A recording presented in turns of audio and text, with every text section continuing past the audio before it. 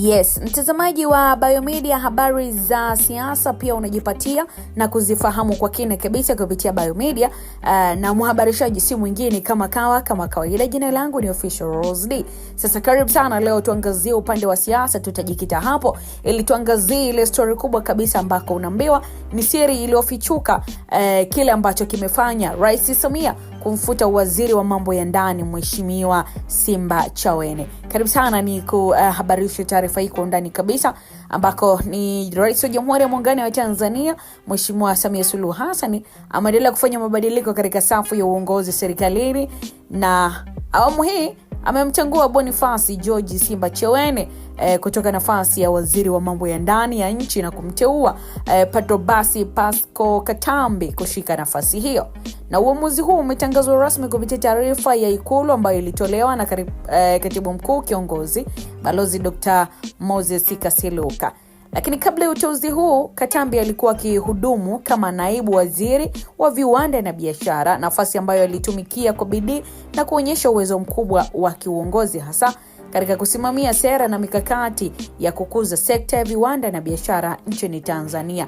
Kupandishwa kwake kuwa waziri kamili wa mambo ya ndani ya nchi ni ishara ya imani kubwa ya Rais Samia katika uwezo wake wa kusimamia moja ya wizara nyeti ambazo zinahusika na usalama wa ndani, uhamiaji, jeshi la polisi, magereza na idara ya zimamoto. Nafasi ya waziri wa mambo ya ndani ya nchi ni ya kimkakati na yenye majukumu makubwa, hasa katika kulinda usalama wa raia na mali zao, kuratibu masuala ya uhamiaji na kuhakikisha ustawi wa taasisi zilizo chini ya wizara hiyo. Kwa muktadha huu, uteuzi wa Katambi unalenga kuimarisha ufanisi na kuleta nguvu mpya katika utekelezaji wa majukumu ya wizara hiyo ambayo ni wizara muhimu. Lakini kwa upande mwingine, kuondolewa kwa Boniface Simba Chawene kutoka kwenye nafasi hiyo ni sehemu ya mabadiliko ya kawaida ya kiuongozi ambayo yanafanywa na rais ili kuimarisha utendaji wa serikali. Simba Chawene ameongoza wizara hiyo kwa kipindi fulani, na sasa nafasi hiyo inapewa uongozi mpya kwa lengo la kuongeza kasi ya utekelezaji wa majukumu ya serikali.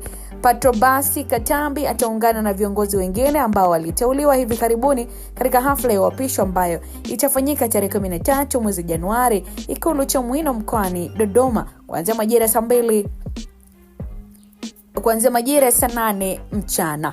Hafla hiyo pia ni ya muhimu kwa kuwa itatoa fursa kwa viongozi wapya kuapishwa rasmi kabla ya kuanza utekelezaji wa majukumu yao ya kisera na kitaifa. Mabadiliko haya yanaakisi dhamira ya Rais Samia Suluhu Hassan kuendelea kuimarisha utendaji serikalini kwa kuwekeza na kuweka viongozi ambao wanakidhi matarajio ya wananchi pamoja na taifa la Tanzania kwa ujumla.